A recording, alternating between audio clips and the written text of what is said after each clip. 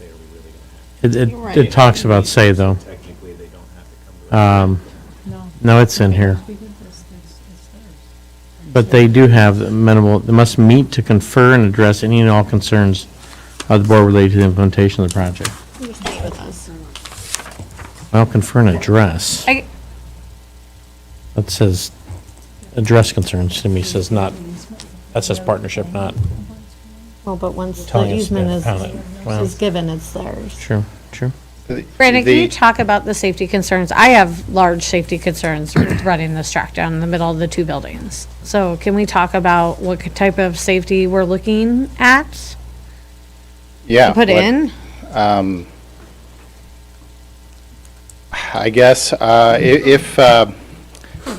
if you're not familiar with a modern streetcar, essentially the vehicles are at this point in time human operated. They're on a track, so they have three options. They can move forward, move backwards, or stop, go. I guess there's four options. The vehicles themselves and this type of transit is more sought after for going at pedestrian speeds, what I would say maybe 10 to 30 miles per hour versus bus rapid transit, which would prefer to go at 30 to 45 miles per hour. So they are by nature slow-moving type vehicles. They also have an extremely low profile to the ground.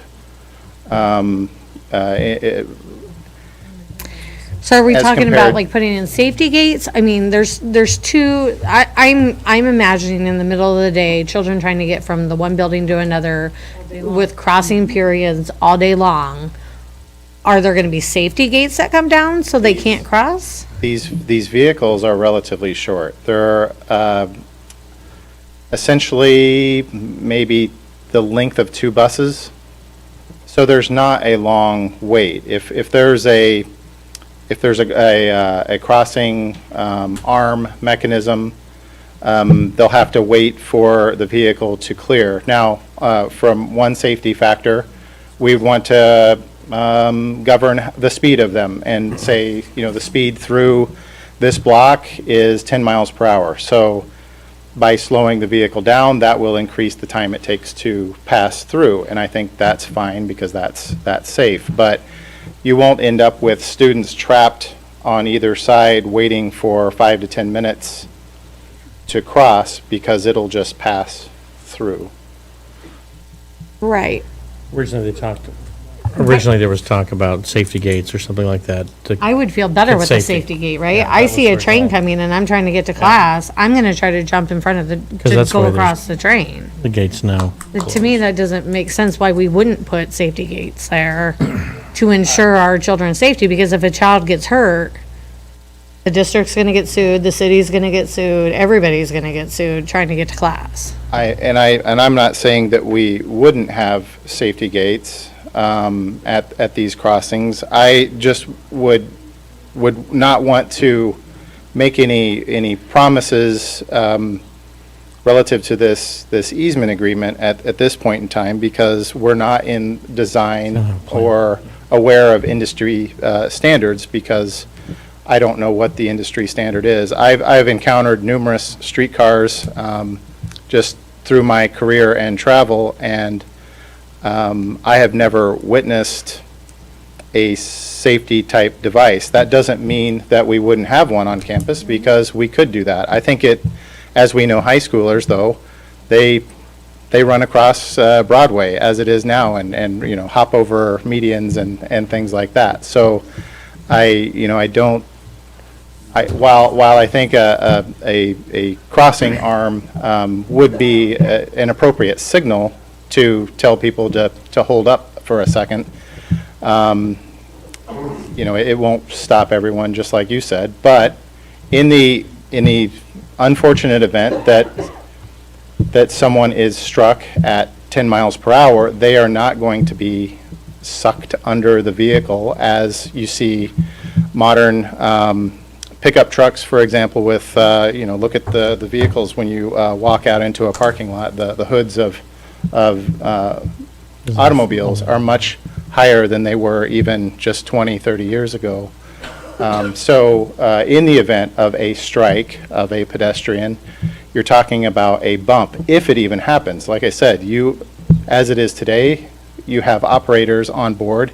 If they see someone laying down or goofing around, they can hit the stop button and it stops. And if you're going 10 miles per hour, it's going to stop on a dime, probably faster than a bus.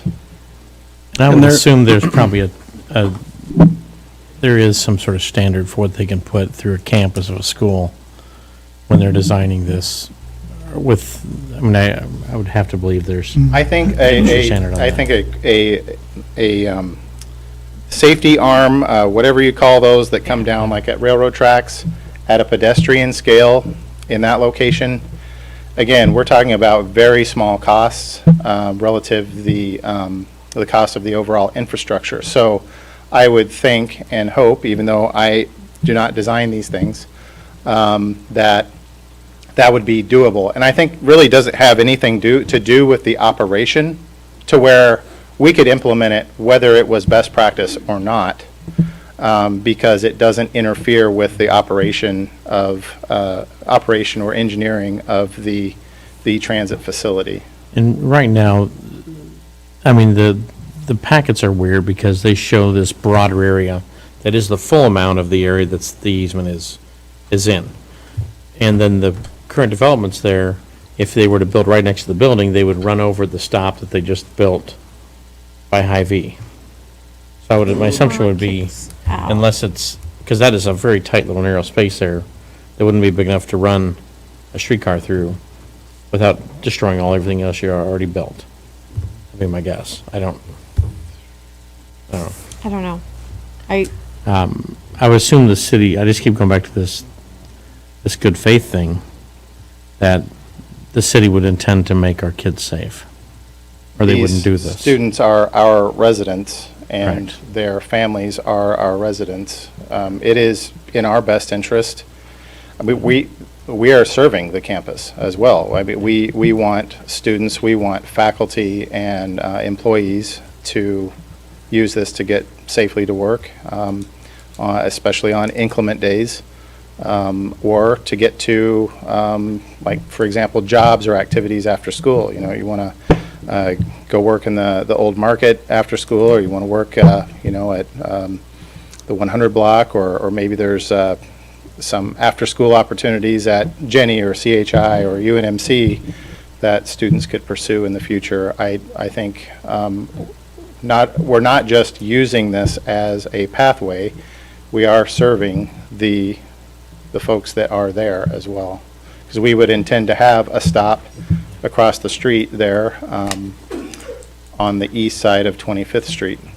That's what I was going to ask. So the train will always be slowing down Anyway, or slowly moving from the stop, correct? Right, well, for one, there's 25th Street that it needs to slow down for anyhow, because it's not going to just blindly rifle across an intersection. And then, as you mentioned, it needs to stop at 25th anyhow. There's no reason for it to go at any higher speed. Like I said, these things are very high-tech. We have GPS on everything now. You could probably program in, if there's a streetcar between this marker and this marker, it's governed to slow down to this speed at tops. Again, I'm delving off into engineering and operational specifics that I cannot answer for you today because I don't build these things. Well, and I'm thinking just in kind of a broader sense, like what this is serving. I mean, this is going to help to, serve our community and also to help alleviate, some of the current problems. Like you mentioned the median when kids are crossing Broadway. I'm always terrified of a kid getting hit on Broadway trying to run across the street. And I look at this as a much safer, much easier sort of option that will be available if it gets put through. And that's why I had safety concerns at first, but especially when you mentioned keeping it at human scale, top speed of 8 to 10 miles per hour, a stop, being right there at 25th Street right next to it. And a street intersection. Yeah, and a They're street- not going to just dive into a street intersection. 25th Street has a traffic signal on West Broadway. It probably has the highest traffic volume that it crosses. Maybe it rivals a little bit 35th Street. Yeah. Those two streets have more traffic volume than others, so naturally, it would slow down no matter what. Even if there wasn't a school there, it would have to slow down for 25th Street. Any other questions for Mr. Garrett? When is I know that the city wants to get moving on their study. When would be the last date that we could approve this? And the only reason I mention that is we have 3 new board members taking seats here in a very short period of time, without knowing where they sit on this topic. Is it something that we postpone until next meeting? I'm, just schedule-wise, I am meeting with the consultants this week, and that's been delayed, not in any part to this body, but it's been delayed several weeks just to get to this week. It would be my preference to move forward as soon as we can so that I can deliver that information to the consultant for the benefit of their study and the scope of their study that they'll be charging us, because they'll have to change some things, if they have to consider other alternatives. Have public participation then, and maybe get an idea where our new, I guess Public participation is part of the hearing. Yeah. okay. I guess, I don't know if you talked about fully the amount of the investment the city's expecting, some of the other development they want. It's dramatic for the city of Council Bluffs. Yes, and I can share that maybe on here. The little slow here. Oh, there, it's catching up. This is probably helpful. All right, I can't see this very well.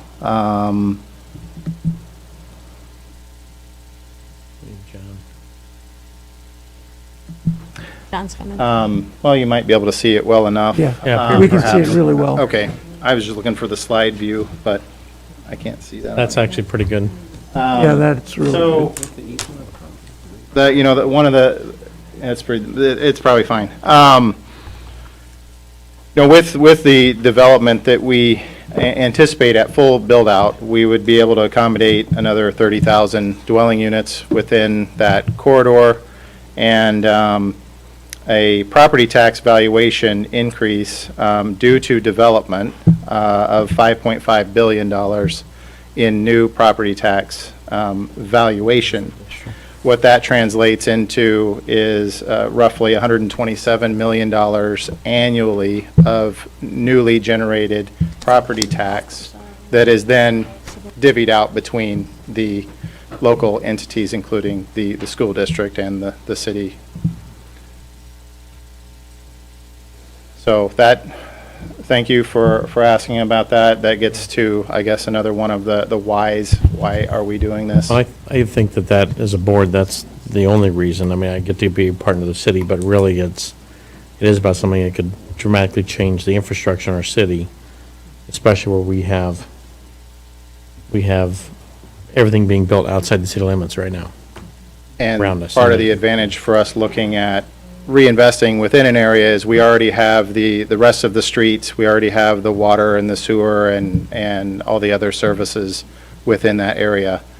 But by adding this piece of infrastructure, we would hope to encourage a high level of investment. And what I also like to say is, even if the consultants were half right in those projections, I think we look very good on paper.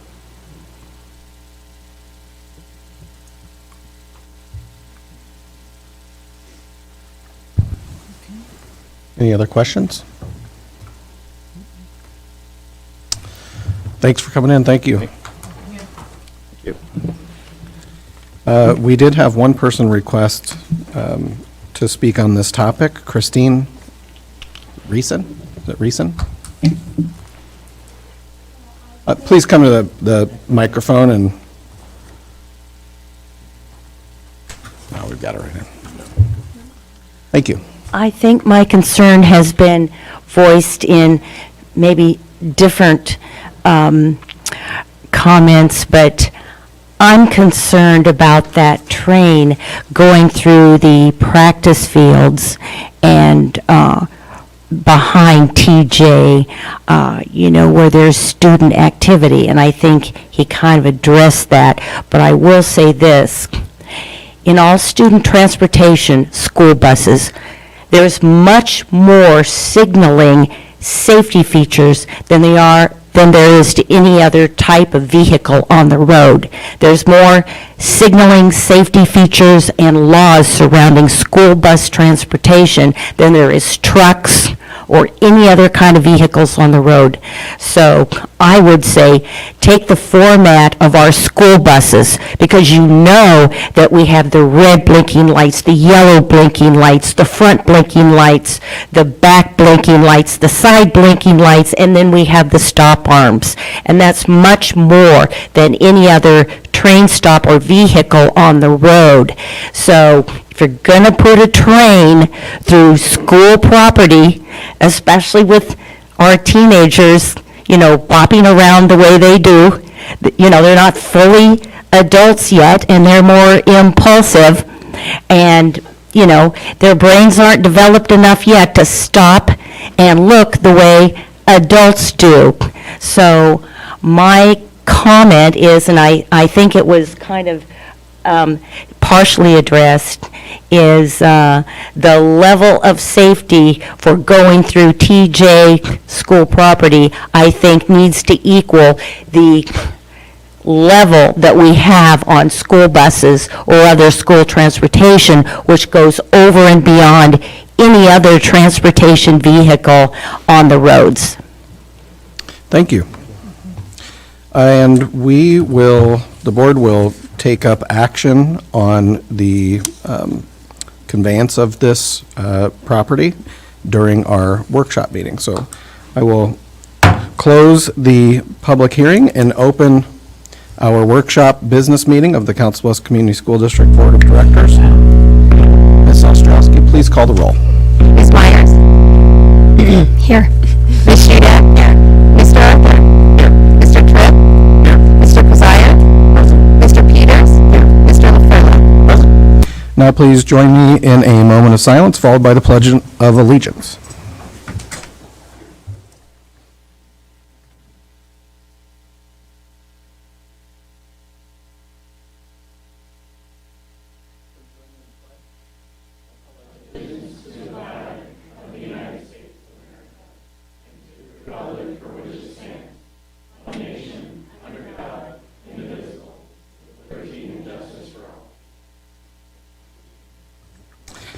Thank you. Next is approval of our agenda. Is there a motion to approve the agenda this evening? So moved. Second. Thank you. I have a motion and a second. Any discussion on the agenda?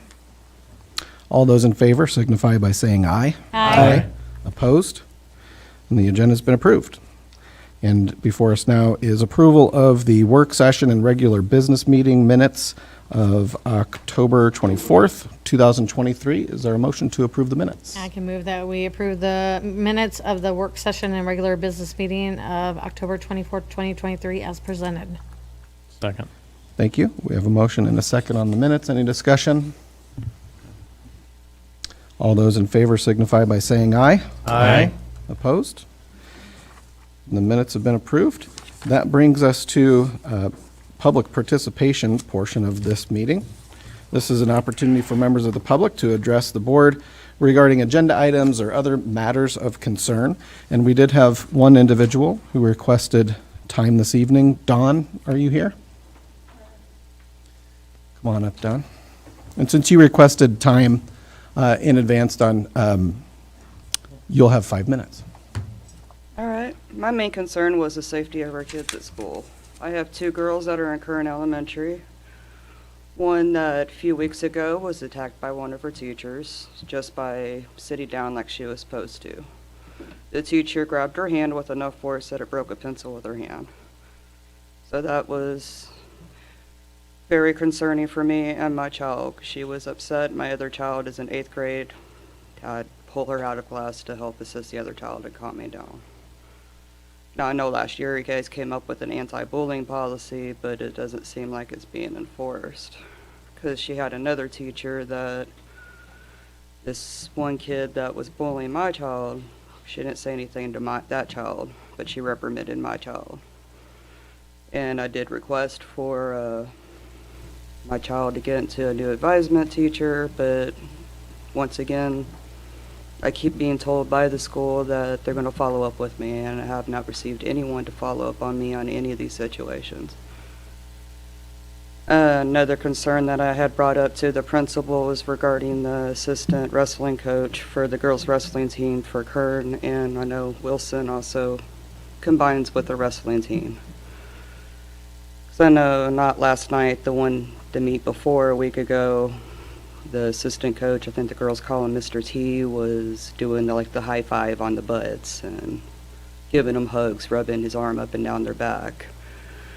And when I asked my daughter how she felt regarding this situation, she said that he had grabbed her butt in practice, explaining one move 15 times.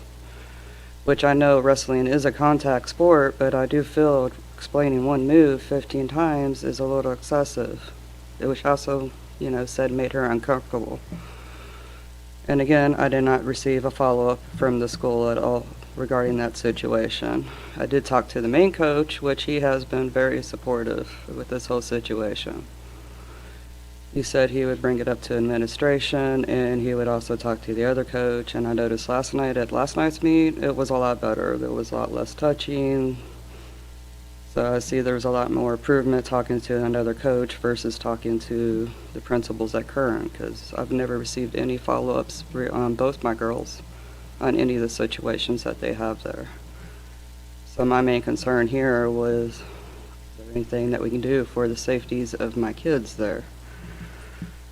Because I've looked into trying to move them over to Lewis Central, but it was denied due to their current class size, and I shouldn't have to feel that I should have to switch my kid's school because they don't feel safe with some of the teachers that are around at school.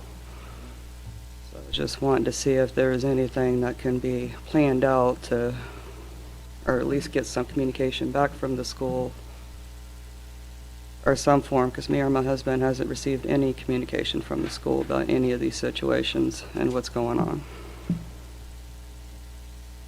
And you've reported all these to the All principal? these have been reported. Well, we will have Dr. Murillo follow up on this, and either Dr. Murillo or principal will get back to you. Sounds good, thank you. Thank you. Thank you for coming. Okay, that brings us to our superintendent's report. Dr. Murillo. Thank you, Mr. LaFurla. At this time, I just want to take a brief moment to, in recognition of American Education Week, I want to thank our board members for your service. And as a token of our appreciation, you'll find some nice little note cards that were created by a student at TJ. Is that correct? And just a great job, the work that he did on designing that card for us this year. And a nice cookie from Eileen's. It's calorie-free. So, but thank you very much for your service. We really appreciate the work and the time that you put in. So thank you. And second, it is time for one of our best parts of our agenda, and that is our student and staff recognition. I believe Ms. Comine is going to meet me at the podium for the student recognition, and I'll join you in just a minute. All right, thank you very much. This is very exciting that our student spotlight tonight is recognizing and honoring our all-state music for this school year. So just a little background information first before we call our students up to be honored with their stars. But district auditions for the All-State Band, Orchestra, and Chorus, as well as the Iowa Junior Honors Orchestra, were held in October. And we are proud to share that 5 Council Bluffs student vocalists achieved at high levels to represent us as part of the chorus at the 77th annual All-State Musical Festival in Ames, Iowa on November 18th, so mark your calendars. And then another 4 students are part of the Distinguished Iowa Junior Honors Orchestra. So congratulations to these students, their parents, and to also Thomas Jefferson Vocal Music Director Travis Walker, Abraham Lincoln Vocal Music Director Elmer Ellefson, TJ and Wilson Middle School Orchestra Director Laura Nelson, and AL and Kern Middle School Orchestra Director Peter Nelson. So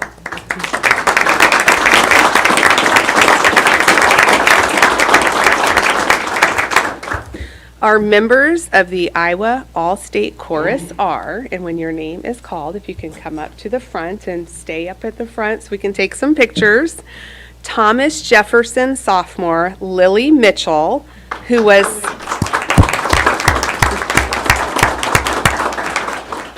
Lily was selected as an alternate to the chorus. We have Abraham Lincoln Senior, Atticus Walker.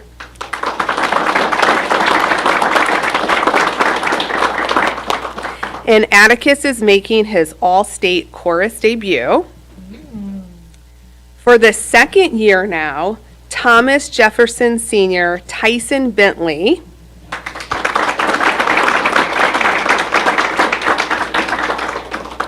And Tyson will perform in the all-state chorus.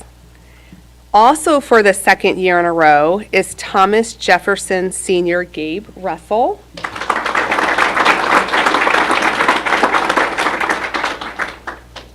And for an incredible third year now, Thomas Jefferson Senior, Gwyneth Sudario, will be part of the chorus.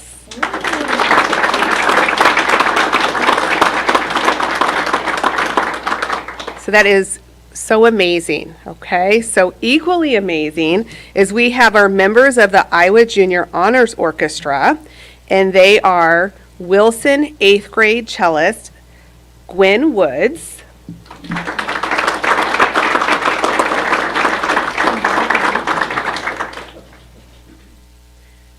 Thomas Jefferson freshman violinist Jersey George,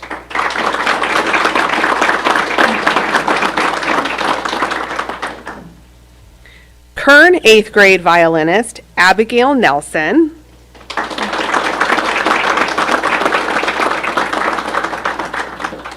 and Abraham Lincoln freshman bassist Lillian Miller.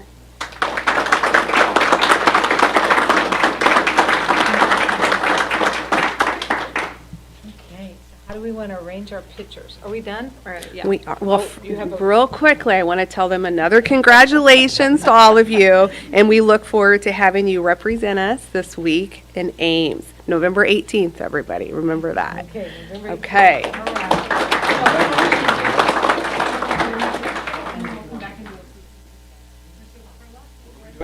High school first. Okay. And then we'll do, and then we'll do all together.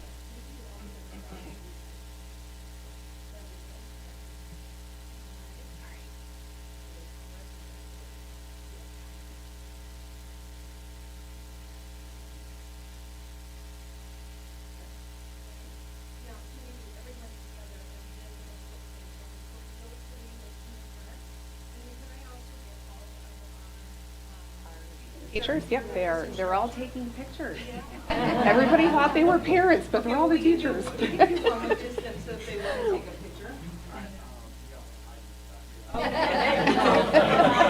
about we bring you right now? That work? How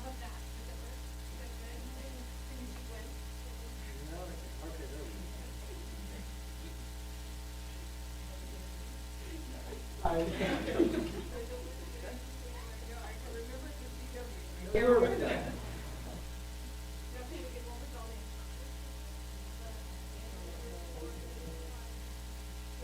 I will go to the back. How about this? We get on. You guys look just alike. Come on, come on. Good. Can you see us all now? No. Okay, how about I just come right like this? There we go. Okay, good? Chris, you're kind of high. Okay, go. I bet if you go down there, it'll work. Get us off? Congratulations. Thank you. Yeah. Okay, middle school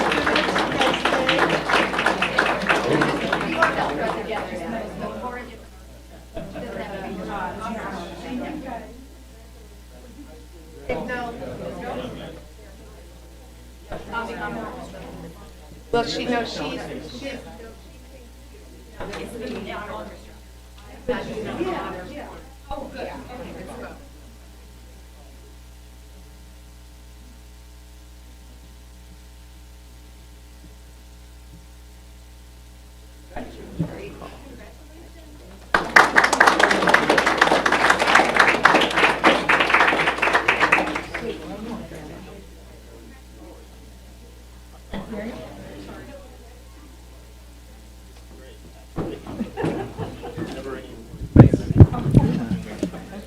All right, and I am very pleased to introduce our October Employees of the Month. So at this time, I'd like to thank everyone who nominated individuals at the building and department level, as well as say thank you to the Council Bluffs School Foundation for sponsoring our recognition program. Their sponsorship allows us to provide our star trophy as well as a dinner gift certificate. So for our licensed staff member of the month, it's Mark Smith, counselor from Kern Middle School. Mark, would you come on up?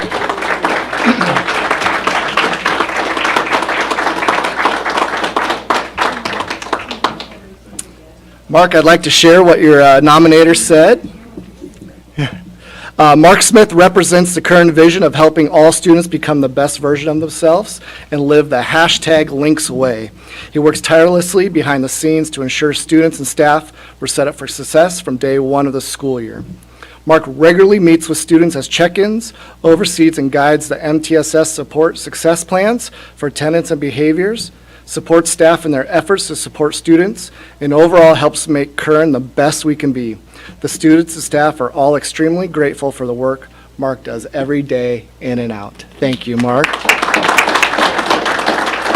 And Mark is joined here by his wife, Katya, and his principal, Miss Amanda Jens.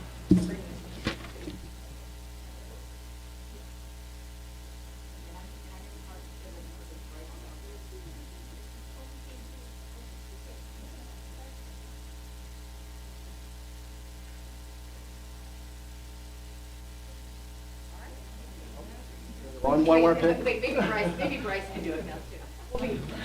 The belt and suspenders approach.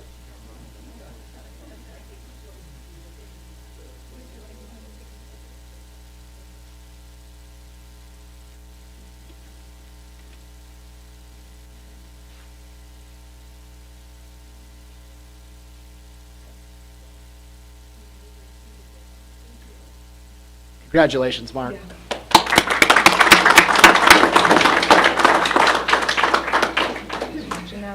And on to our support staff member of the month, Jackie Schroeder, special education para from Hoover. Come on up, Jackie.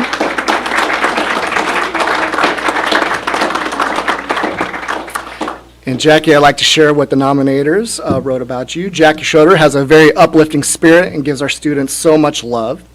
She is helpful, fun, and supportive. Everyone at Hoover appreciates her because she is always willing to assist and is a very hard worker and cares so much about all of our students. She's a positive, caring adult that students look forward to working with every day. Jackie can be seen at events, supporting our school at those events, and she is very deserving of this honor. Congratulations, Jackie. And Jackie is joined here tonight by her son Isaiah, Principal Amy Anderson, and our School Operations Manager, Becky Kartsons.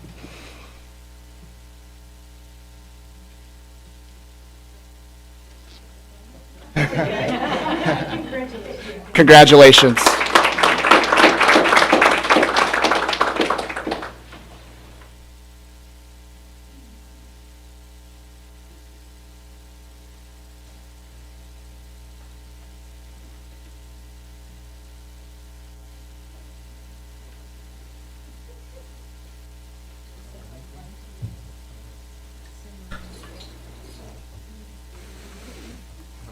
Thank you, Mr. LaFurla. Now we'll move into our informational presentation. This evening, I'm really excited about our presentation, and we're going to do kind of a high-level overview of our middle school college and career exploration planning. And I'd like to invite Ms. Comine and Dr. Matthews to join us at the podium to kind of give that overview of the presentation tonight, of the work that they've been doing as we've worked with our staff and heard from our parents, and we're just making really good progress as we're moving through this. So, Ms. Comine, the floor is yours. All right. Good evening, and thank you for allowing Dr. Matthews and myself to provide an update on the middle school college and career exploration work.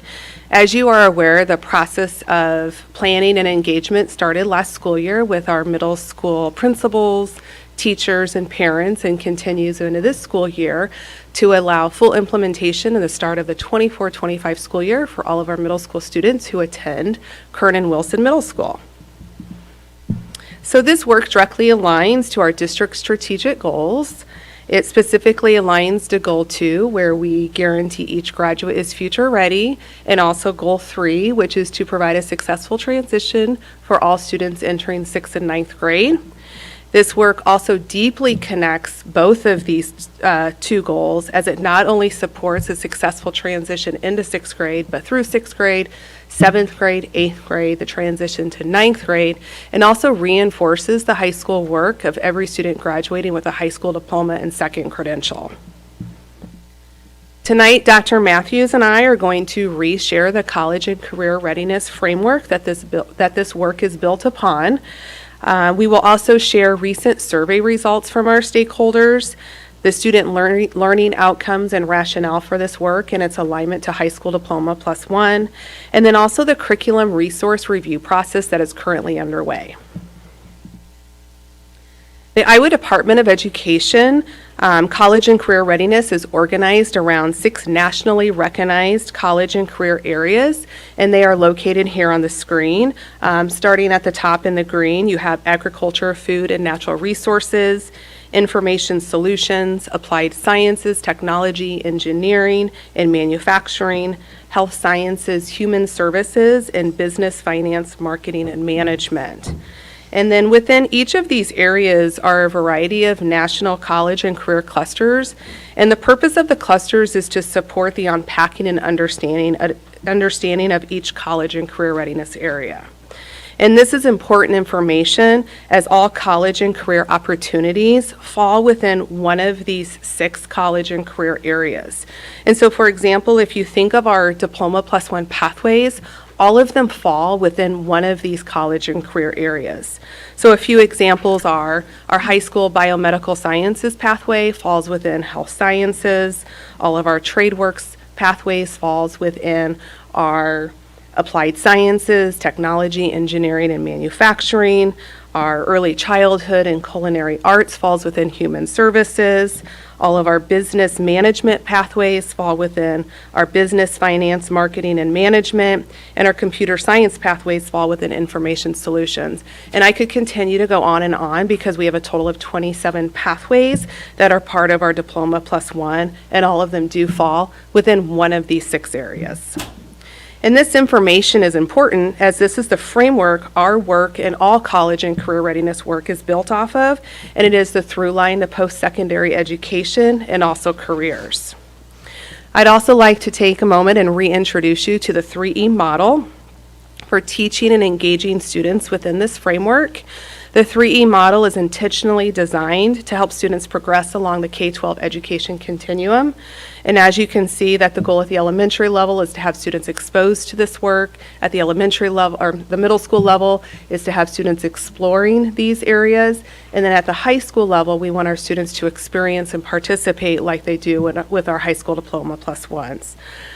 This 3E model also provides instruction and allows college and career readiness to be developmentally appropriate, and again, for it to be exploratory in the college and career areas. And we want our students to do this with curiosity and inquiry, collaboration, creativity, problem solving, critical thinking skills, communication, and all of the attributes our students need to be successful. This work also creates an intentional transition from middle school to high school and supports all of our students and allows them to graduate with a high school diploma and second credential. Last month, we sent a survey to all parents who have a student in 6th and 7th grade. We also sent the survey to our 6th and 7th grade students and all of our middle school teachers. And although the survey was voluntary, we had a really nice number of respondents, and we were really excited that we had a pretty equal number of respondents from each of our middle schools. And we believe that the survey was an important step in continuing to stay connected and engaged with our stakeholders around this work, and we appreciate everybody who participated. The survey consisted of 2 questions. The first question was broad around the 5 college and career areas that we currently offer in our high schools, and we wanted to see where our stakeholder interests are. And then the second question was more specific as we were trying to gather more information around the interest in potential college and career clusters. In reviewing the results for question 1, applied sciences, technology, engineering, and manufacturing had the highest percentage of interest, followed by information solutions, and this was true for all 3 stakeholder groups. Parents and teachers had the same rank order of all of the college and career areas, and students had a slight difference in their rank order, and that was in the area of health sciences. When taking the survey, parents, students, and teachers were asked to check all college and career areas that they were interested in, and they were not limited in how many that they could choose. Survey results for question 2 asked stakeholders to list any other areas of interest they would like to recommend, and you can see some of the recommendations from each stakeholder group, and most of the recommendations fall within the college and career areas and also fall within our Diploma Plus One pathways. If it did not fall within a college and career area or Diploma Plus One pathway, it's because it just isn't one. So for example, it's sports. Sports is not a college and career readiness area, but we do offer it to our middle school students. Aside from the survey, I would like to mention that last week, Dr. Murillo and some members of Executive Cabinet had the opportunity to meet with the superintendent's Parents as Partner group. And one of the topics discussed at the meeting was what is going well in the area of academics for our district and what is a potential next step in the area of academics. And the parent group identified Diploma Plus One as one of the areas going well, and also identified wanting more information and opportunities like Diploma Plus One for our middle school students as a potential next step. So although the Parents as Partners group was not designed specifically for this middle school work, it was a topic that was organically generated from the group, which consisted of elementary, middle, and high school parents, and we actually had a representative from every school in our district, so that was really exciting. And it was also exciting that this did generate as a topic organically because it lets us know that we are connected and aligned with our parents as we move forward in this work. And so at this time, it's my honor to turn the presentation over to Dr. Matthews. Thank you, Ms. Comine, and good evening, everyone. Ms. Comine did a great job setting the stage for me to now talk about the academic programming portion of our College and Career Exploratory, and I wanted to just revisit the why. Why are we going and looking at college and career in middle school? And we really set out 3 different outcomes for students through these College and Career Exploratory courses.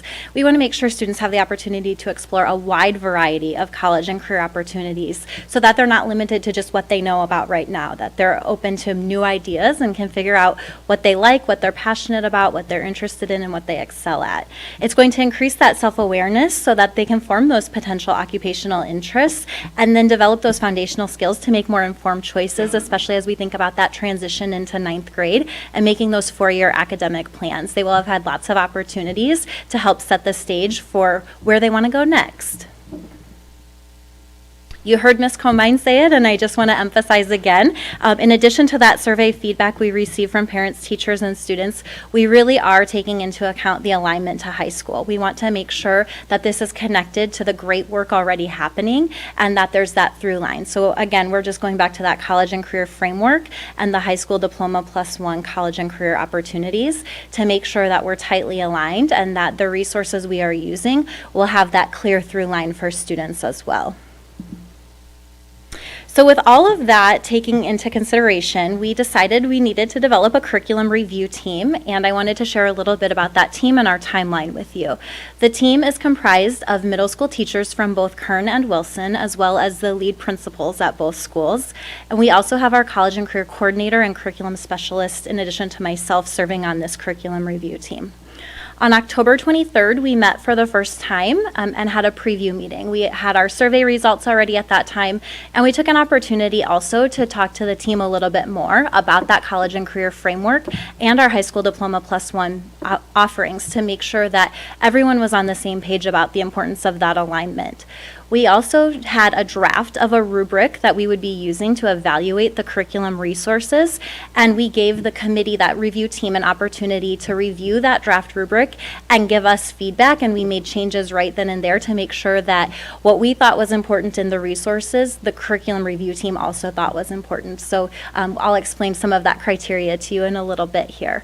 We also wanted to make sure the review team had plenty of time to get into the resources prior to our demonstration with the representatives and after. So at that time, we made sure everyone could access their demo accounts that were set up for them and gave them some time to dig into those for that initial view.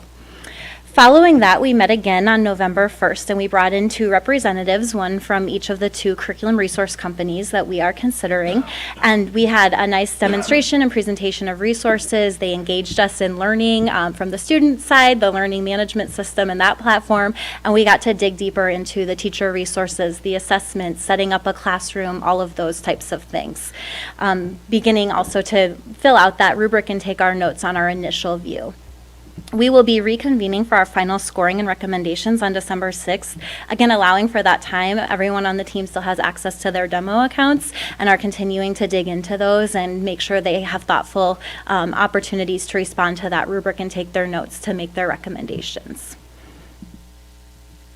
So the 2 resources we are considering have many similarities, and they both have great strengths in the areas that we talked about. We are looking at Paxton and Patterson's College and Career Ready Labs and Pittsco Education Expeditions. Both of these are specifically designed for students in 6th through 9th grades. Paxton and Patterson calls this Level 2 Exploration. You can see it aligns very nicely with that Iowa 3E framework and with our goal to really get students exploring these resources.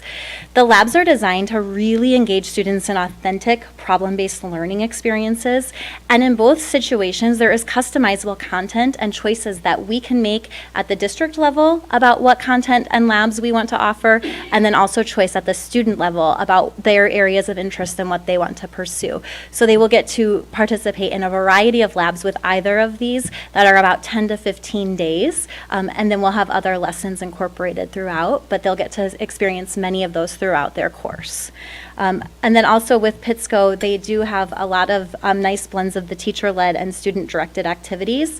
Both also really reference those 21st century skills as far as collaboration, communication, making sure you're working toward an essential question, having reiterations of any designs that you're working through to solve problems. So very much focused on not just a content and a product, but also those skills that are going to be beneficial in any career or college pathway they choose going forward.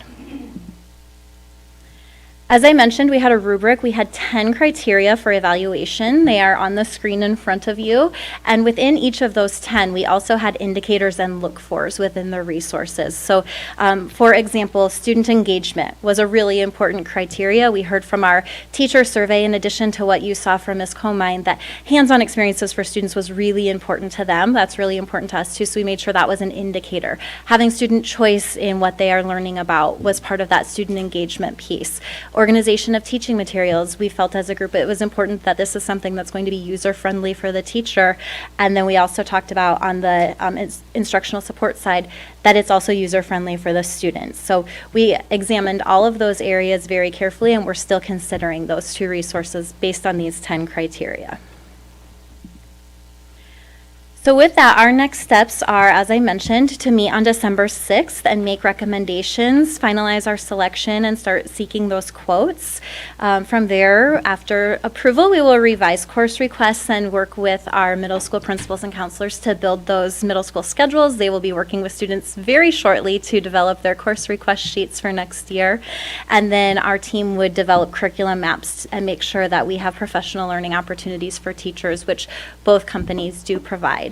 And of course, throughout the process, we will ensure we have ongoing communication with all of our stakeholders. So with that, Ms. Comind and I would be happy to answer any questions you may have. Thank you. Any questions from the board?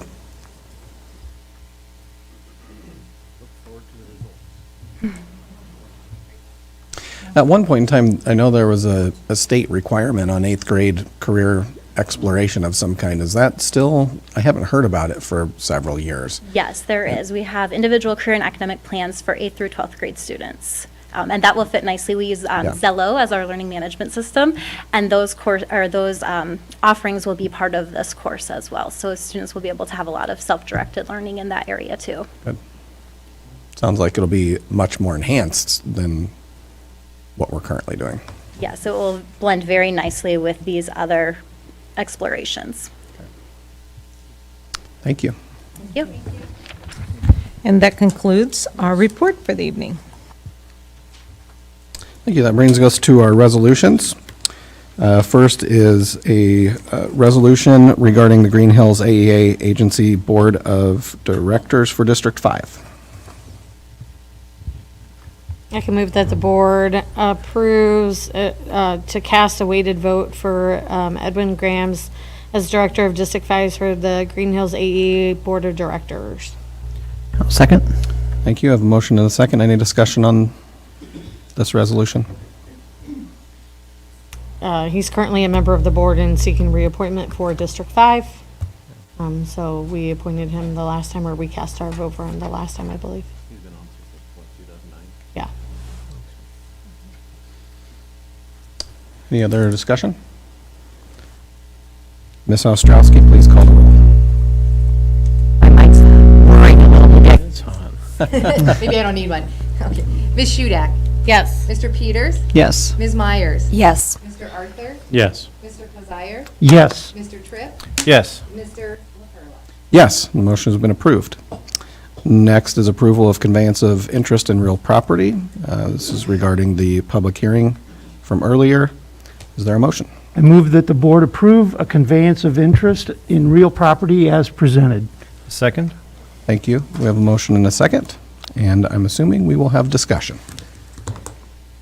So I will open it up to the board. Well, I will rise to support this conveyance of real property. First for the development of our West End. I mean, this is an opportunity that we've had property that's just sitting on the West End that's grass, and it's doing nothing for us. And this is allows us the opportunity to have that necessary infrastructure that can move our citizens quickly and safely from one point to the next, as well as build the property tax base that we so desperately need in not just the West End, but throughout Council Bluffs. So I will be moving forward with this proposal. I would second Dave's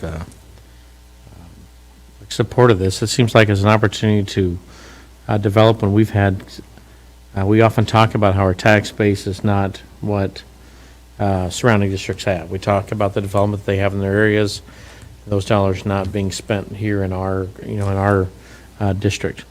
We talk about declining enrollment numbers for students. Having been on different planning groups over the years and worked with MAPPA and other places, public safety was one of the first things they are concerned with. And I fail to believe there wouldn't be other stops for us if we felt that our concerns and issues weren't being addressed, as they say in their good faith representation here, that we could go to the city council, I could go to a planning meetings, I could go to the mayor, and I could say, hey, we have major concerns about this, and we don't feel like we're being heard. And it's an opportunity to try to help the city to grow when so much of the metro's grown around us over the years and the city's not grown. I think would be foolish not at least to give them the opportunity to explore that further, which is what I feel like this does. And I feel like the language in here we put, remember in the beginning that said review it with the board, now it talks about meeting with us, addressing our concerns, any and all concerns related to them, but to the implementation of the project. We reference safety and other things in there. I feel like we've got the language we need in here to protect our kids. If there was another, I don't know, 129 million tax revenue would pay us, it'd be how much more revenue for the district to try to grow and expand and offer more services, improve facilities, the things that we need, as a town. So I would support it. Yeah, I mean, I've spent a lot of time talking to community members this summer and fall on this project, and I think the overall concept is good. I have concerns still with safety. I have more concerns now that when we met last time that it was one track running through, and now there's going to be two side-by-side tracks, where I personally was a little concerned with the bandwidth with just the one track. So to hear that there's going to be two tracks, that concerns me there. And I understand, in the grand scheme of things, to redo a parking lot or things of that nature might not be a lot. I guess tonight's presentation caused me more questions, to have more questions on this topic. I appreciate that there was an option 2, where the last time we met, it was hey, it needs to go through this or we're not going to do it. So I appreciate that there was an option 2 to go around the campus. I guess I also just have a concern that, in a very short time period, you're going to have 3 new board members, that this is probably one of the first times that they're hearing in detail about this. And I understand the concern of the city wanting to move forward and things of that nature, and that's why I asked, what is the time frame? Is there time to move this one meeting down so the new board members can be properly informed and have a say in what occurs? So those are things that I just have, going through my mind. I don't disagree with anything that Dave or Troy, you guys said. I think that the overall thought is amazing. We need the infrastructure. We need to build and develop that side of town. I don't necessarily know how us giving that easement is going to do that, right? So I think that I am trying to separate the two things, especially now that there's a plan that they can go around the campus. So I do have concerns, and when our public participation person stood up and talked about the safety concerns, there was a front row of high school students that were nodding along and saying, yeah, we're not patient. Yep, we're going to run in front of it. Yep, we're going to do it. I watched them all as she said it. And so, to have them sitting here saying, yep, we're going to do it, that just causes me, more safety concerns there. I don't know, I think, there's a former principal there many TJ grads here who remember when there was a train that was there for oftentimes class periods, and while I did once or twice see a kid jump over the connections on the train, I remember that being not something we worried about safety-wise. Eventually, I guess the city said, hey, we should take that out. Mr. Hardeman might have. Well, I know, that's what I'm just saying. I was gonna say, I've talked But to I them don't remember last anyone week. jumping into it, And I think if they're not gonna put safety things on this to protect our kids, I would be ashamed of our city. Right? I I don't know, if the board wants to have the new board members look at it, that makes sense. I don't feel like we even have enough, though. There's not even design plans on this, really. There's just some concepts. So what we're talking about is not anything finalized down the road. It's just an opportunity for them Could be a to. totally different board then, too. Correct. Right, and the issue at hand is if we don't approve it, they can't move forward with their planning. But This my would- concern is with number 2, the design, is that we can give input and review, but it's still up to the city to design. I mean, we all share the safety concerns, but when the city constructed the trail, we didn't have any rights over that either, and they were good partners. They were They good came partners. to us proactively and worked with us on all of our safety concerns, lighting, all Maintenance. kinds of, and so, and it's in the best interest of the city to protect all of the people there. I just think, having grown up on the west side of town, it desperately, desperately needs revitalization, redevelopment, housing. This transit unit could be a game changer for so many people, including our students, getting to and from school safely and to and from their jobs. I understand the concern about, new board members coming on, but at the same time, we've been making decisions for years that future boards are going to have to Yeah. manage the consequences of. I mean, that's just part of long-term planning of things. And we have been getting all of the information. We have been consuming and digesting all of this data and having conversations and meeting with Mr. Garrett and learning more about the project. And, as Troy said earlier, some of this is just coming down to knowing that it's a good faith agreement, that they're not going to do anything to put our children in danger, and we are going to have a say in some of this.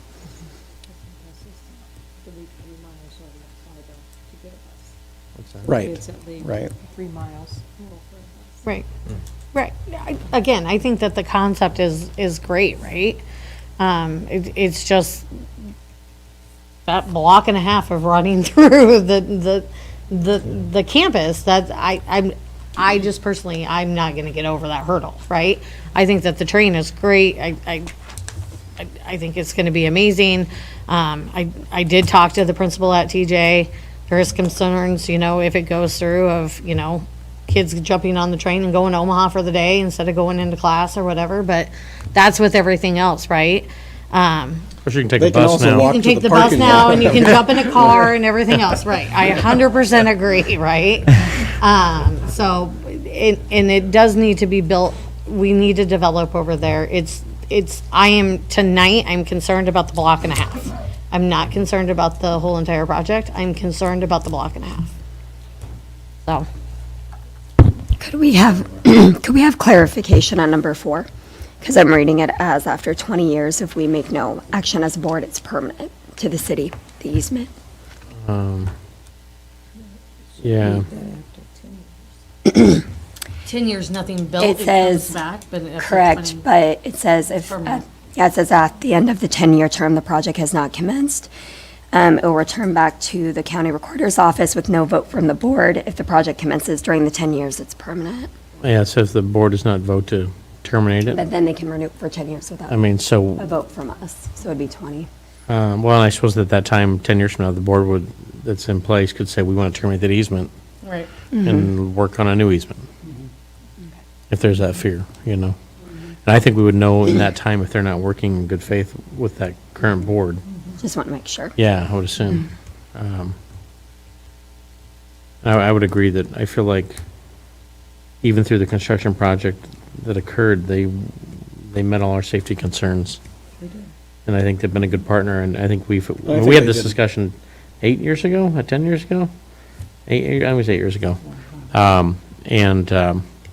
At that time, I remember, the mayor talking, he's like, well, then we build something over the top. We build something over here. Like, it's like if they're going to develop, if they're going to put this much investment in us, there'll be dollars to get around these issues, which I would assume would be true, Because it wouldn't do us any good to have a little streetcar that runs from the golf course to the 25th Street. Yeah, it wouldn't help, you know. And when I keep thinking back to, especially Mr. Garrett, in your presentation when you were talking about human-sized engineering and keeping this really focused on what's going to serve the people using it in the city best. And I think back to some of the other like streetcar examples that we've talked about, like in Kansas City, and you know, if we've gotten to this point already looking at those previous options and there hasn't been as much of an issue of safety concerns, I'm not as worried, especially when I think of what's currently in place as far as we have kids, as I mentioned earlier, we have kids crossing the busiest street in the city right across the way. And I mean, I have lots of safety concerns about that. That's something that I worry about. And I think keeping this in context of a very slow-moving train that is human-operated and has that human element, I feel a little bit more at ease with that. One of our students that came out tonight was in an accident at 25th and Broadway today. Was hit by someone who ran the light. So you know, there's certainly danger right there. Yeah. For our kids every day. My own daughter was hit there a year and a half ago at that same intersection. Mm-hmm. So I feel like the city would do a better job than our drivers to keep our kids safe. So. Any other questions or discussion?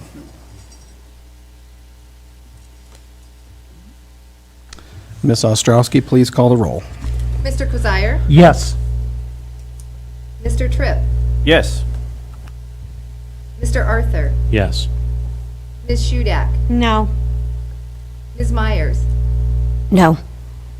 Mr. Peters? Yes. And Mr. LaFurla? Yes. The motion has been approved. Next is an amendment to the Teachers on Call contract. Is there a motion? Yeah, I can move the board approve the contract amendment of Teachers on Call to include substitute custodial service as an additional service at the cost of $83,430, which I'm guessing is an estimate. Yeah, not to exceed. Thank you. Second. We have a motion and a second. Any discussion on the contract amendment? And I'm guessing we're happy, enough that we're bringing this in and we need help. Is that what's going on here? I wondered if Mr. Stiles or Mr. Milgorn would like to speak to why we're looking at this. And really, it is, I'll let John talk about why he brought this forward, and I gave him permission to move forward with this. So the why behind this is currently right now at our elementaries we have one head custodian. So if that head custodian's out, then the lunch services and all of the other trash details kind of fall back on the building, which is really impacting the student learning. In talking with Mr. Milborn, the teacher side of this has been pretty amazing. And we feel like if we can have up to 5 substitutes a day, and that's not saying we would need 5 substitutes a day, that we can really impact the building and make a positive difference. And we're going into cold and flu season and everything else, so people are going to start to get sick, and yep. And then, so they are doing this about recruiting. $20 an hour, it looks like, Yeah. which seems reasonable. Thank you. Any other questions or discussion? Ms. Ostrowski, please call the roll. Mr. Arthur? Yes. Mr. Kozire? Yes. Ms. Shudak? Yes. Ms. Myers? Yes. Mr. Peters? Yes. Mr. Tripp? Yes. Mr. LaFurla? Yes, and the motion has been approved. Next is approval of the consent agenda, which includes the 2024-2025 high school program of studies, special education contracts, personnel action, and claims and accounts. I'll move the board approve the 2024-25 high school, oh, sorry, I'm on the wrong one. Let's go ahead, let's go ahead and approve the consent agenda as presented. Thank you. Second. Thank you. Any discussion on consent agenda items? Ms. Ostrowski, please call the roll. Mr. Tripp? Yes. Mr. Arthur? Yes. Ms. Shudak? Yes. Mr. Kozire? Yes. Ms. Myers? Yes. Mr. Peters? Yes. Mr. Yes, the consent agenda has been approved. Dr. Marilla, did you have something that you wanted to?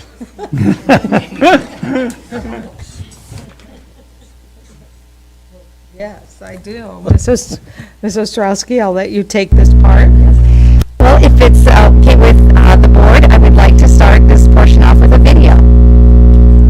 Okay, and Mr. Stiles is going to help get us started on this recognition, and Dr. Merlo and I could maybe hand out some other things, and then we'll take pictures and give opportunity for comment. Thank you. When John's setting that up, you just really want to show our token of appreciation for the board members that are leaving us.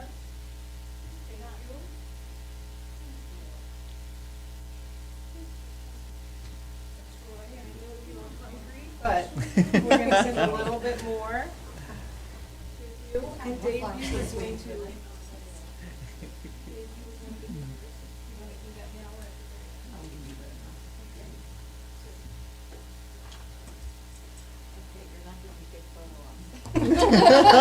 We'll do that at the end. So thank you. Thank you. And for your service as our board president for the last 3 years, our ceremonial gavel, so that you can remember us as you gavel away, whatever you need. Call to order the household if need be. So.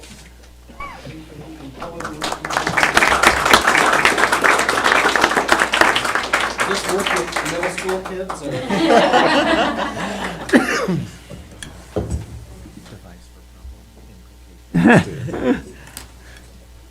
Thank you, Dr. Merlo. Jill, I want to thank you for your 4 years of service on the school board. It's been my pleasure to serve alongside of you. I really appreciate and respect your passion for teachers and students and families. And I also really appreciate your participation and service on the Policy Review Committee. Policy is a big part of what we do, and you were a great advocate for good, sound policy in our school district. And I want to thank you for continuing your service to our community on the City Council, and I wish you the best of luck. Jill, I want to wish you the very best. You are going to be fabulous on the City Council, working and continuing to support our community. I remember when you joined our school board and you brought so much energy and especially around supporting our staff and the work that we do for our students. You certainly kept schools at the center of our work, and I really enjoyed working with you and getting to know you. And I look forward to watching you as you grow as a leader of our community on the City Council. I know that we're in an exciting time for our city, and you are going to play a pivotal role. So thank you again for your service and your time that you devoted to our school district. And I look forward to continuing to partner with you. Jill, thank you for these 4 years of personal growth and engaging dialogue. In this time, you have not only been a strong advocate for all our students, you have shown great support of our staff who have dedicated their lives to educating all our students to be future leaders. Your leadership has shown me that the students and staff of this Council Bluffs Community School District do more and achieve more because of you. Hello, Mr. Arthur. I want to express my heartfelt congratulations for your outstanding service as a member of the Council Bluffs School Board. You always had a positive and inclusive environment about you, and that is one of the many things that I loved about working with you. I always found that you advocated for educational excellence. You asked hard questions, and sometimes we received hard answers. But your willingness to listen to concerns and aspirations of the community and work collaboratively to address them is something that I always found was truly commendable. I hope that your future endeavors are just as successful as they were when you served on the school board, and I will forever be grateful for working with you. Troy, on the occasion of your last Council Bluffs Community School District Board meeting, I am honored to thank you on behalf of my being a mother of children in this district. Your dedication to help others is unwavering. It takes a special person to stand up and serve without bias and preconditions, and weigh the trade-offs between staff and students, parents and community. Many people will never understand the heavy burden of making small decisions that affect us all. You have done your duty with honesty and respect, and you should be proud. During our shared time on the board, we have disagreed, but we were never disagreeable. You've always put so much of yourself in everything you do. Again, I thank you for standing up. Now you get to step down and relax in your own way. I wish you well. Troy, thank you for 12 years of board meetings, personal growth, and of graduation. In this 12 years, nearly 6,000 students have crossed our stage with the knowledge and skills necessary to be successful in life. Your leadership is an example of what it means to truly be great on their behalf. Troy, I want to wish you the very best. And also I want to thank you for your leadership during my tenure here in the Council Bluffs Schools. You were board president when I was selected to lead this wonderful, great district. And you have done some amazing things as you continue to support the work here in our school district. So thank you. I know you're going to stay connected because of all the great work you've done. And we will continue to remember and stand upon all of the times that you have led us during school board meetings and also in our community. And I promise we will continue to focus on rigor.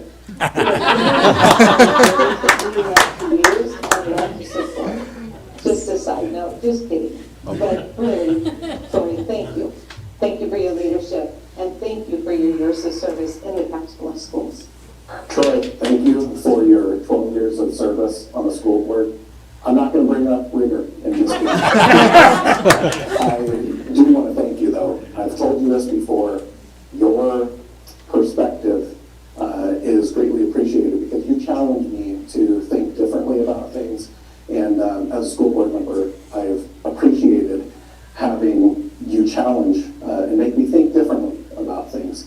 You're a passionate advocate for students and school staff, but I also want to thank you for all of the work that you and your family do to support schools outside of school board meetings, like your participation in leadership on the robotics teams. You've left a mark on this school district, and you should be very proud of all that you've achieved. So thank you. Chris, I also want to thank you. Thank you for your leadership and your partnership. I have been truly blessed to get to know you in a different way as you led our school's foundation during my tenure. Partnering with you as a school board president, and then on the other side of the coin as our CEO of our school's foundation. We have been on some adventures together. So raising dollars to build the TradeWorks, to the Diploma Plus One, and then as we got together and brainstormed around the Early Learning Center. And who would have imagined, we would have thought, 20 million, that's no big deal to raise those type of dollars. And I appreciate your leadership on the board to keep schools at the center of our work and to really lead with the heart for the children and our staff. And then to see that grow to the next level in our school's foundation. I appreciate all the work you've done, the collaboration and the partnership and your leadership. So I wish you the very best. I know you won't be far, so we'll continue to pull on you and your strengths. And thank you again, and I wish you the very best. Chris, on the occasion of your last Council Bluffs Community School District Board meeting, I am honored to thank you on behalf of my being a mother of the children in this district. Your passionate drive for education is inspiring. You've always made what you felt was the best decision for others using vast information with scant resources. Many people will never understand the heavy burden of making small decisions that affect us all. You have served with dignity and respect, and you should be commended. During our shared time on the board, I feel that we did our best to make this district one of the best in the state. Thank you again for standing up. You can now step down and move on to other endeavors. I bid you good luck. Hello, Mr. LaFurla. I wanted to take a moment to express my heartfelt gratitude for your outstanding service as a member of the Council Bluffs School Board. I will share that I always looked at you as a mentor. You always had the leadership skills and ability to take challenging problems and have us look at them in different ways that we may have not considered prior to making a thoughtful and intentioned decision in what's best in the community. I want education in the Council Bluffs community to be a significant impact with the lives of the students, teachers, and families. I will always cherish my time serving with you on the Council Bluffs School Board, and I wish you all the best in your future endeavors. Eucharist. Where start? Thank you. When I grow up, I hope to be like you. These last 8 years have shown me what it truly means that somebody believes that no child should be left behind.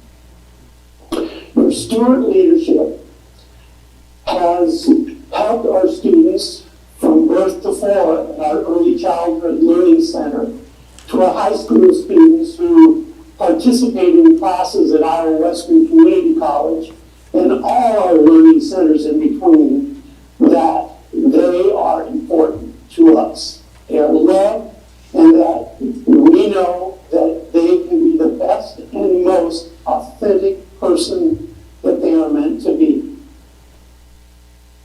Thank you, all 3 of you, Chris, Troy, and Jill. Because of you, we're better. Because of you, we are better for good.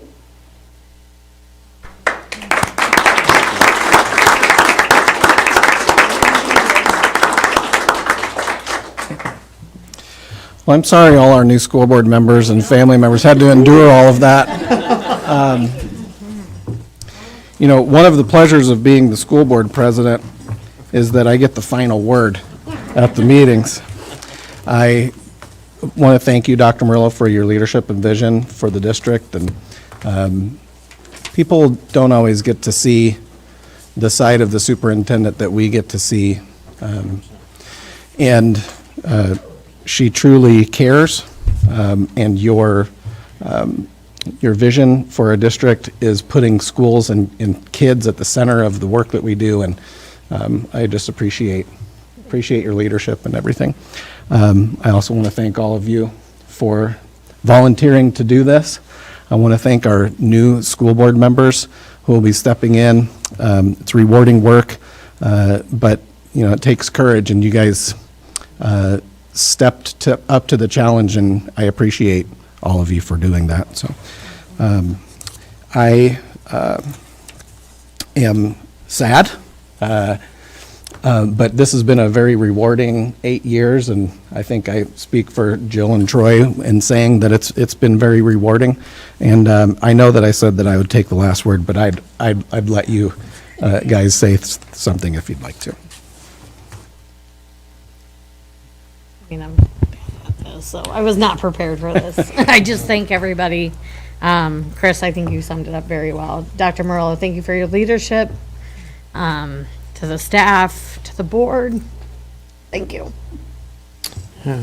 I guess I would just say thank you to everybody. I think, we often, we see these guys over here whenever we come to board meetings, and there's generally not anybody here. Right.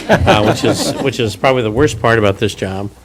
And just thank you to all, when, I don't know, my 7 years ago, how long did you were, 6 years, 7 years ago? 7. When we were, looking for a new superintendent, and I think that we saw the passion that Dr. Murillo had, and we just knew she would kind of rise us up to greater I don't know, greater levels, greater achievements. I think she's done that. I would say, as I said to Jill earlier, we rarely agreed on things, but she has a passion for following the law, for making sure we're doing what we should, that we are doing the best for our kids, that we're doing the best for our staff and our community. That's commendable. And then, I guess to Chris, I remember when Chris came on the board. I don't remember, you were VP when I was president? Where's Jill?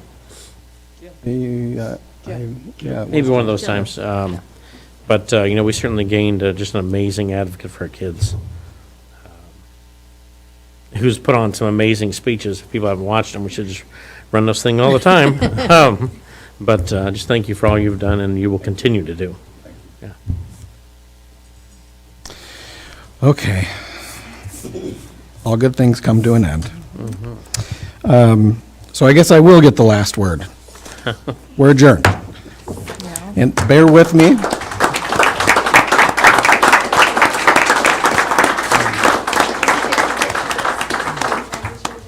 Oh, sure. Why don't we do the What do you wanna first do, your part, stuff? and then as they go to leave, we'll take the pictures and We can then stick around. change. Okay, that way? Get your John. Yeah. We'll stick around. Okay. All right.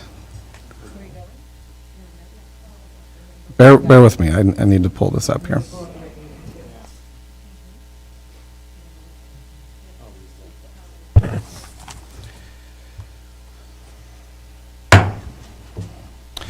I will call to order this organizational meeting of the Council Bluffs Community School District Board of Directors and put into record the abstract of election from the Board of Canvassers.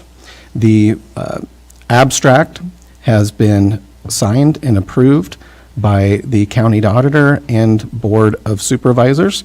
Let the records reflect that. At this time, we will administer the oath of office to the new board members recently elected. Diane, would you like to have them come up in front of the? Yes, please. Okay.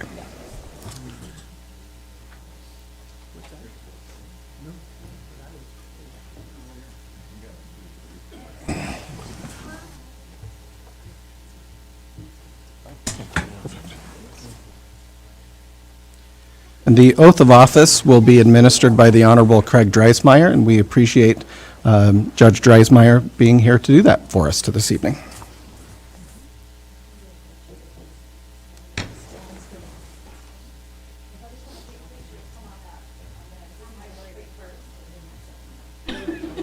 Get my trash out of the way here.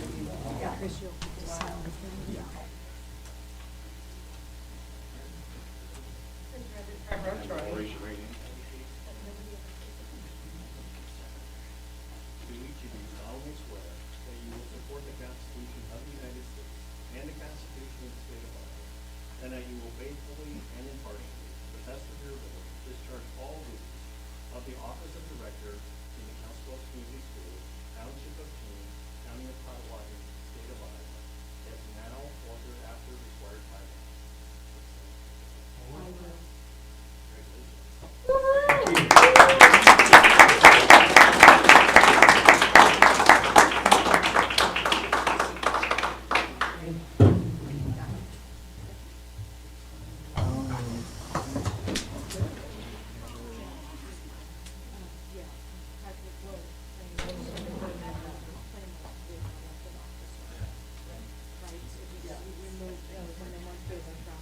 Thanks for being there. Chris, then now we have to appoint Diane as our board officer. Okay, okay. Okay, so why don't I do that, Diane, if you want to do the.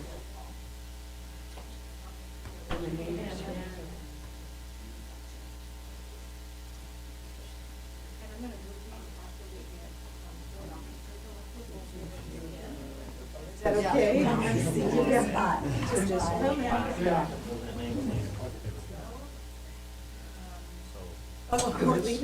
I'll make that motion. I'll make that. I'm gonna have him just scoot over. And then you said I give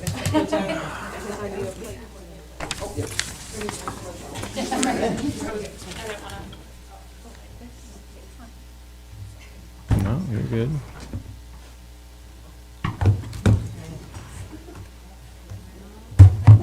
Have mercy.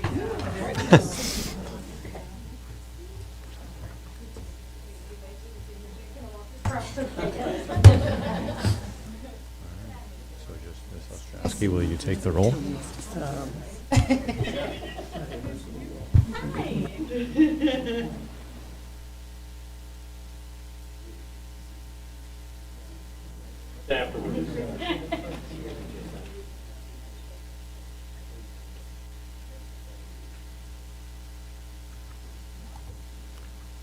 All right, now that we've been situated, welcome.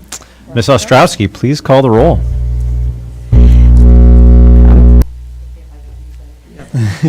Ms. Myers. Here. Ms. Hardeman. Here. Dr. Ozello. Present. Mr. Kazire. Present. Mr. Tripp. Here. Ms. Griner. Present. And Mr. Peters. Here. Fantastic. Now we have a resolution to select a temporary chair. Can I have a motion? I move that we appoint Ms. Ostrowski as our temporary chair. I'll second. Any discussion? Ms. Ostrowski, please call the roll. Mr. Kazire. Yes. Mr. Peters. Yes. Ms. Myers. Yes. Ms. Hardeman. Yes. Dr. Ozello. Yes. Ms. Griner. Yes. And Mr. Tripp. The names aren't listed yet, so I'm just Yes. figuring it out. Yes, and the motion has passed. Okay. The next item of business is the approval of the agenda for tonight's meeting. Is there a motion? So moved. Is there a second? Second. I'm going to mark this in here real quick.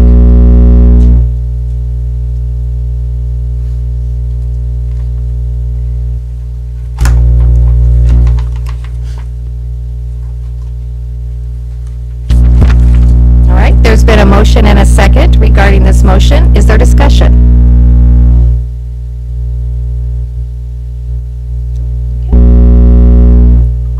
All right, we'll go ahead and call the vote then. And Mr. Tripp? Yes. Ms. Hardeman? Yes. Ms. Myers? Yes. Dr. Ozello? Yes. Mr. Kazire? Yes. Mr.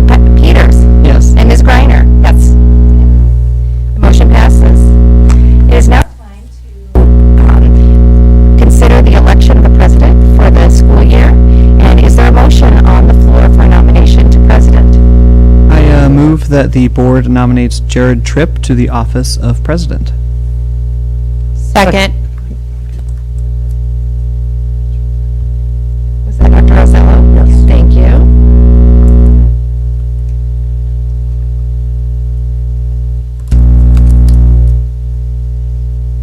Okay. There's been a motion and a second to elect Mr. Tripp as president of the school board. Is there any discussion? Okay. All right. It's now time to call the vote on that. And Mr. Kazire? Yes. Dr. Ozello? Yes. Ms. Griner? Yes. Mr. Peters? Yes. Ms. Hardeman? Yes. Ms. Myers? Yes. And Mr. Tripp? Seems like everybody's okay with this. Okay, good. The motion passes. And at this time, I will turn the meeting over to you as the newly elected president. Thank you, Ms. Ostrowski.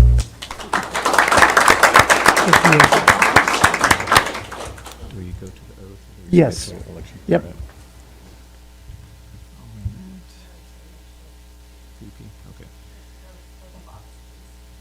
Yeah, we'll go to the oath of office. So you get to stand up. Okay. Do one at a time Yes. instead of two? Yep. Okay. So the judges. Okay, all right. Let me get up and...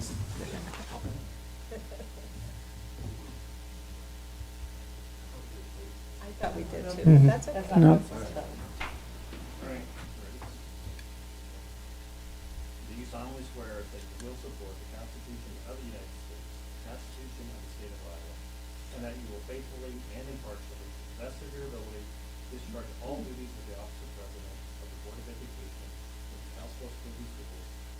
Township of Kane, County of Potawatomi, State of Iowa, as now or hereafter required by law. I will.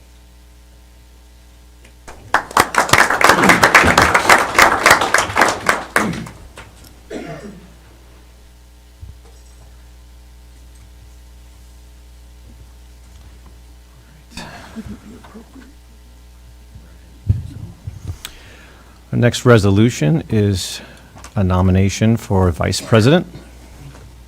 Can I get a motion? I can move to nominate Dave Kozire to the office of Vice President. Second. We have a motion and a second. Any discussion? Seeing as none, Ms. Ostrowski, please call the roll. Ms. Myers? Yes. Ms. Hardeman? Yes. Dr. Ozello? Yes. Mr. Tripp? Yes. Mr. Kozire? Yes. Mr. Peters? Yes. And Ms. Greiner? Yes.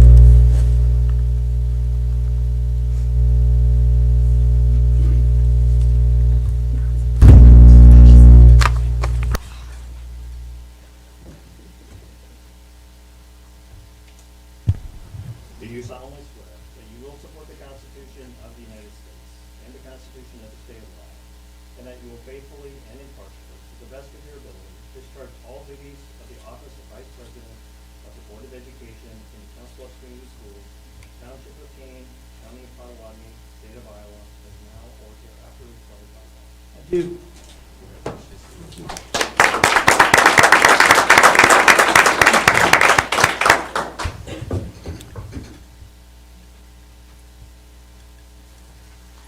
That brings us to public participation. This is an opportunity for members of the public to address the board regarding any agenda items or other matters of concern. Do we have any members of the public who would like to speak?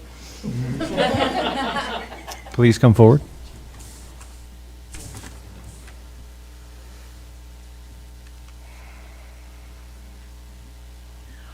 I'll make this quick because I know I've probably already had my 2 cents, but I just heard all of you vote in favor of Teachers on Call, and I just want you to know that I recently experienced the other side of Teachers on Call.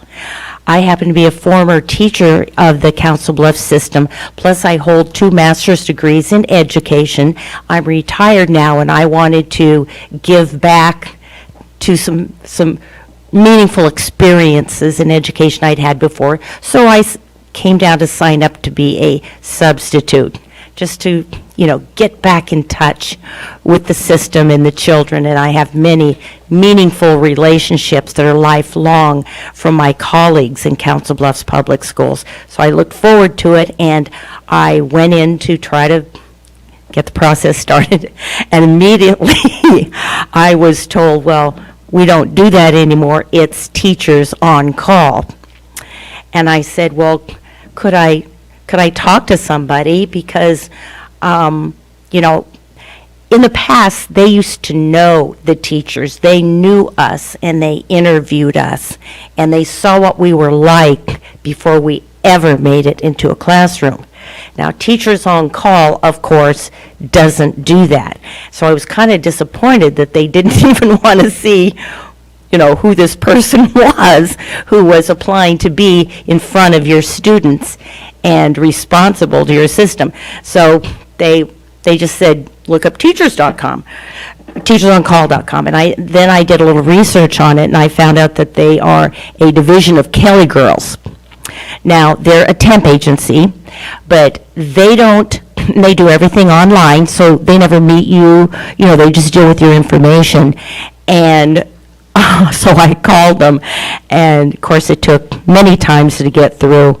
I never got through, and I needed to work out the issues that my sub-certificate wasn't renewed from the 1990s, and that's an issue probably with the Department of Education or whatever. But anyway, I try to get started with Teachers on Call on this important issue to get on board, and it fell through. They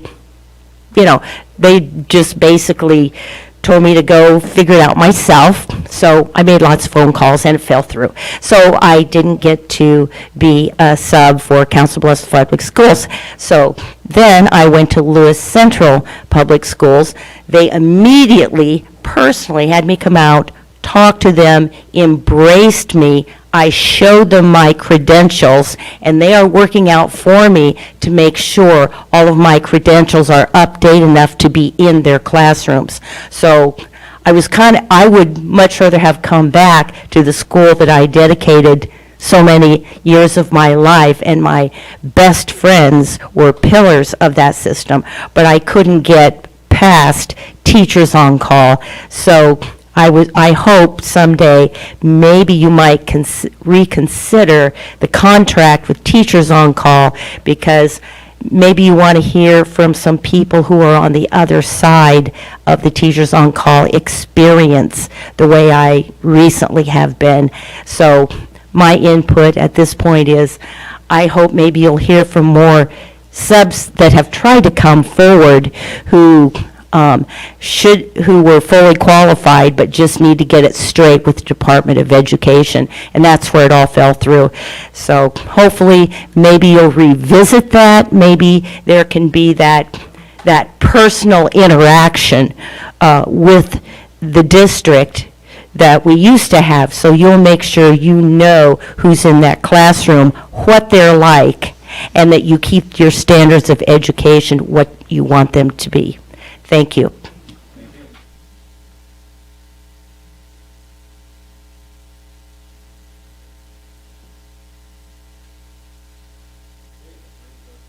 To our resolutions. First up, we have the appointment of the board secretary. Do I have a motion? I move that the board appoint Ms. Diane Ostrowski as board secretary for the 2023-2024 school year. Second. We have a motion and a second. Any discussion? Seeing as we have none, Ms. Ostrowski, please call the roll. Mr. Kazire? Yes. Mr. Peters? Yes. Ms. Greiner? Yes. Dr. Rosello? Yes. Ms. Hardiman? Yes. Ms. Myers? Yes. And Mr. Tripp? Yes, and the motion passes. The next resolution we have is to go over the 2023-2024 board meeting dates. Do I have a motion? I move that the board approve to hold the 2023-2024 meetings of the Board of Directors of the Council Bluffs Community School District on the second and fourth Tuesdays of each month, except in November, December, March, June, July, and August, when the board will meet only once, as presented. Thank you. A second from anybody? Second. Dave, we have a motion and a second. Is there any discussion regarding the board meeting dates for 23-24? Ms. Ostrowski, please call the roll. Mr. Peters? Yes. Mr. Kazire? Yes. Ms. Greiner? Yes. And then we go to Dr. Rosello? Yes. Ms. Hardiman? Yes. Ms. Myers? Yes. Mr. Tripp? Yes, and the motion passes. And that, my friends, finalizes our meeting. We are adjourned.